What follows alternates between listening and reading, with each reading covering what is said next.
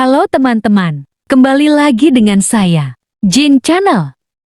Kali ini ada sedikit kejadian yang tidak diinginkan teman-teman. Ternyata anakan salah satu betina moka mengalami kendala. Ternyata si kaki anakannya tidak bisa berdiri dan mengalami bengkok kakinya. Aduh, sangat disayangkan. Barangkali teman-teman punya solusinya, coba tulis di komen ya teman-teman. Terima kasih sudah menonton, jangan lupa like, komen, subscribe-nya teman-teman.